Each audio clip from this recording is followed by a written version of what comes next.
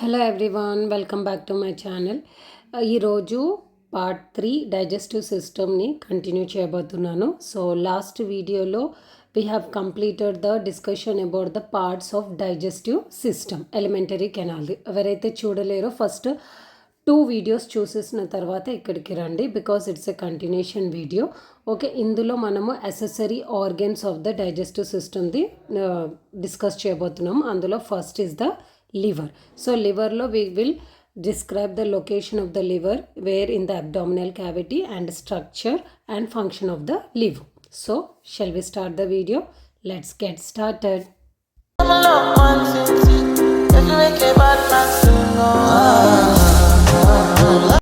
Liver అనేది first largest gland in the body. మళ్ళీ second largest gland ఏంటిది? Pancreas. ఇవి రెండు కూడా accessory organs of the digestive system అన్నమాట. ఇది ఏమంటారు, దీని బరువు వచ్చేసి అరౌండ్ 1 to 2.3 kgs మధ్యలో ఉంటుంది. కాబట్టి అప్రాక్సిమేట్లీ 1500 grams అని అంటారు. బట్ మెయిన్లీ చూస్తే 1 and 2.3 kgs మధ్యలో ఉంటుంది. దీని కలర్ వచ్చి రెడ్డిష్ బ్రౌన్లో ఉంటుంది. షేప్ వచ్చి రఫ్లీ triangular in shape.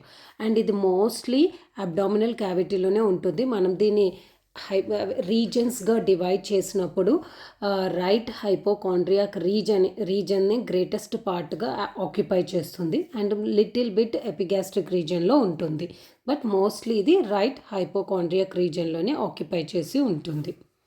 Exact location గురించి మాట్లాడుకుంటే, వెన్ ద అబ్డామిన్ని క్వాడ్రంట్స్గా డివైడ్ చేసినప్పుడు ఇది రైట్ అప్పర్ క్వాడ్రంట్లో వస్తుంది, అండ్ 7th to 11th రిబ్స్కి మధ్యలో ఉంటుంది, that right side. Okay, and ఇది టాప్ ఆఫ్ ద స్టమక్కి పై భాగంలో ఉంటుంది, right kidney and intestines, and below the diaphragm. Organs associated with the liver అంటే చుట్టుపక్కల ఏవే ఆర్గన్స్ ఉంటాయి లివర్కి సంబంధించి అంటే సుపీరియర్ అండ్ యాంటీరియర్ అంటే పై భాగంలో చూస్తే డైఫ్రమ్ అండ్ అబ్డామినల్ వాల్ ఉంటుంది. ఇన్ఫీరియర్ అంటే కింది side stomach, bile ducts, duodenum, hepatic flexure of the colon, right kidney and adrenal gland. Okay, then posterior side వెనక వైపు చూస్తేనేమో oesophagus, inferior vena cava, aorta, gall bladder, vertebral column and diaphragm. Laterally sides both the side lights చూస్తే lower ribs and diaphragm ఉంటుంది. So these are the organs which are associated with the liver. Surfaces చూసుకుంటే there are 2 surfaces. Okay, diaphragmatic surface and visceral surface. Diaphragmatic surface అంటే ఏదైతే diaphragm దగ్గర ఉంటుందో like L shape టైప్లో, ఓకేనా, ఉల్టాయి, అది డయాఫ్రైటమిక్ సర్ఫేస్ అంటారు. దట్ ఈస్ కాల్డ్ కాన్వెక్స్ వేలో ఉంటుంది. విసరల్ సర్ఫేసెస్ అంటే ఏదైతే స్టమక్, కిడ్నీ సైడ్ ఉంటున్నదేమో that is called the visceral surface which is in concave in shape. Now we will speak about the lobes of the liver. So lobes anatomicalగా చూసుకుంటే diaphragmatic surface అంటే ఇక్కడ పిక్చర్లో చూపిస్తున్నారు కదా, diaphragmatic surface which is faces to the diaphragm. Okay, అది they are divided into 2 lobes అనమాట, right lobe and the left lobe. Size చూసుకుంటే లెఫ్ట్ లోబ్ కంటే 6 times బిగ్గర్గా ఉంటుంది right lobe. And right and left lobe అనేది falciform ligament తోటి divide అయి ఉంటుంది. In this picture you can clearly see. Okay, ఇది యాంటీరియర్ వ్యూ అని అంటారు. ఓకేనా, so diaphragmatic surface divided into 2 lobes, right lobe and the left lobe falciform ligament తోటి divide అయ్యి ఉంది. Next side visceral surface side అనమాట, inferior view of the liver. Okay, అక్కడ the liver is divided into 4 lobes, right lobe, left lobe, quadrate lobe and caudate lobe. In this picture it is clearly shown, okay na, right, left lobe, quadrate lobe, okay, quadrate lobe ekkadekada situated ayye unnai anedi. So this picture is showing clearly, and it is the inferior view of the liver. In this picture also it is showing that two anatomical lobes anamata, diaphragmatic surface and the visceral surface. Ikkada left side undedemo diaphragmatic surface of the anterior view, right lobe and the left lobe. Okay, ఇక్కడ posterior view of the visceral surface, right lobe, left lobe, quadrate lobe and the caudate lobe. I think you have, అంటే మీకు ఒక clear picture వచ్చిందనమాట అనుకుంటున్నాను. So lobes of the liver. Blood supply చూసుకుంటే liver is highly vascular organ అనమాట, blood rich content liver. Okay, దీనికి 2 sources నుంచి blood receive అవుతుంది. ఒకటేమో this one arterial blood which oxygenated blood ఏమో హెపాటిక్ ఆర్టరీ నుంచి సప్లై అవుతుంది అండ్ వీనస్ బ్లడ్ ఏమో పోర్టల్ వెయిన్ నుంచి సప్లై అవుతుంది. దెన్ వీనస్ డ్రైనేజ్ చూసుకుంటే ఇది 3 లార్జ్ హెపాటిక్ వెయిన్స్ నుంచి డ్రైన్ అవుతుంది.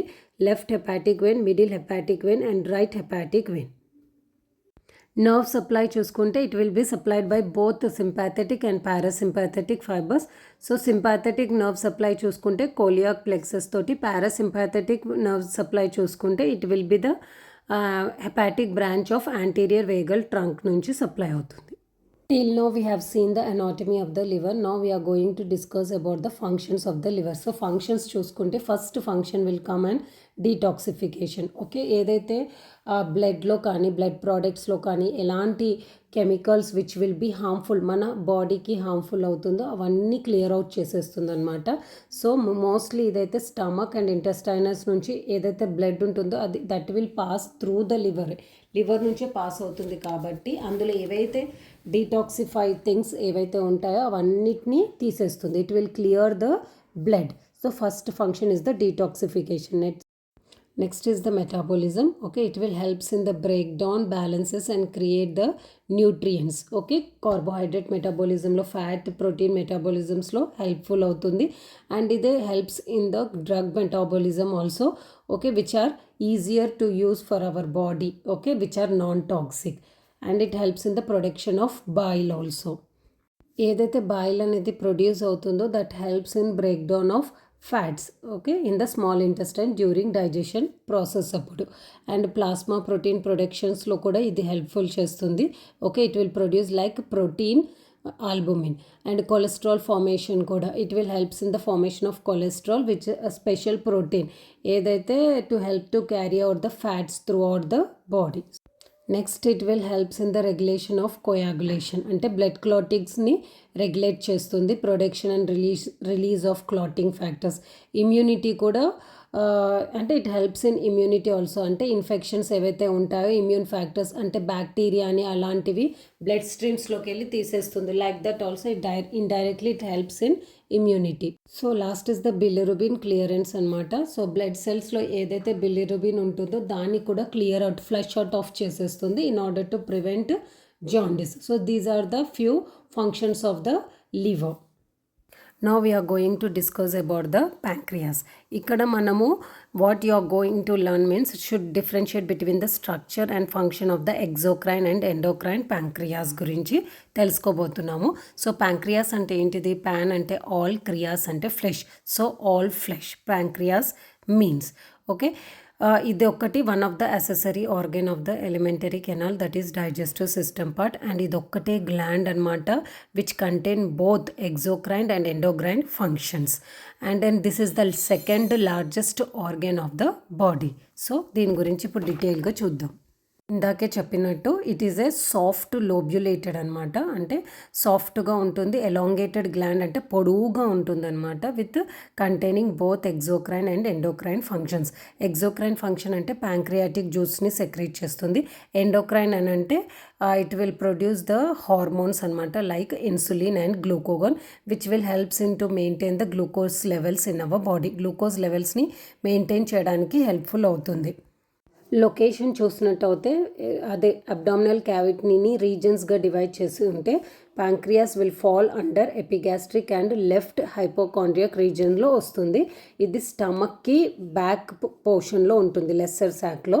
ఓకేనా, అంటే lesser curvature and the greater curvature ఉంటుంది కదా. So lesser curvature of the stomach వెనక భాగంలో ప్యాంక్రియాస్ లొకేట్ అయి ఉంటుంది. ఇది ట్రాన్స్వర్స్గా ఉంటుంది అంటే చెప్పాను కదా పొడుగ్గా ఉంటుంది. And posterior of the abdominal వాల్కి పోస్టీరియర్ సైడ్ ఉంటుంది at the level of the L1 and L3 అంటే వర్టిబ్రే కాలమ్స్లో lumbar region L1 and L3 దగ్గర లొకేట్ అయి ఉంటుంది. Coming to the structure, size and shape of the pancreas. So ఇది J షేప్లో ఉంటుంది ఆర్ రిటార్ట్ షేప్ అని కూడా అంటారు. లెంత్ వచ్చి 15 to 20 సెంటీమీటర్స్ లాంగ్ ఉంటుంది. థిక్నెస్ వచ్చి 1.2 to 1.8 సెంటీమీటర్. దీని బ్రెడ్త్ డయామీటర్ చూసుకుంటే 2.5 to 3.8 సెంటీమీటర్స్ ఉంటుంది. Weight around 90 grams it will be. Parts గురించి అయితే pancreas is divided into uncinate process, head, neck, body and టేల్గా డివైడ్ అయ్యి ఉంటుంది. వాటిని ఇక్కడ క్లియర్గా కలర్ తోటి డిఫరెన్షియేట్ చేసి ఉంది. Just check it out. Uncinate process అంటే నథింగ్ బట్ ట్రయాంగులర్ ప్రొజెక్షన్ అనమాట. అది lower and left part of the body of the pancreas, అంతే, అంతకు మించి ఏం లేదు. That part is called the uncinate process. Now we will see the function of the pancreas. దాన్ని మనం ఎగ్జోక్రైన్ అండ్ ఎండోక్రైన్గా సపరేట్గా డిస్కస్ చేద్దాము. ఇక్కడ first we will discuss about the exocrine. So exocrine పార్ట్లో 2 డక్ట్ ఉంటుంది, 2 డక్ట్ సిస్టమ్. అయితే exocrine gland ఏం చేస్తుందంటే it will produce the digestive enzymes అనమాట. ఆ ఎంజైమ్స్ డియోడినంలో రిలీజ్ అవుతుంది in order to helps in the metabolism, అంటే కార్బోహైడ్రేట్, ప్రోటీన్స్ అండ్ ఫ్యాట్స్ మెటాబోలిజంలో హెల్ప్ చేస్తుంది. సో ఇక్కడ 2 డక్ట్స్ ఉంటాయి, ఒకటి main and the second is the accessory.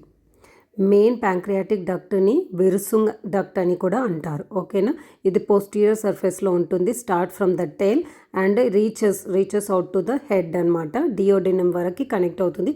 ఇక్కడ పిక్చర్లో లైట్ గ్రీన్ కలర్లో చూపిస్తున్నారు కదా tail, total body of the pancreas, దాన్ని డక్ట్ ఆఫ్ విరుసింగ్ అని అంటారు. ఇంకొకటి కూడా ఇటువైపు ఉంది, that is called the another duct.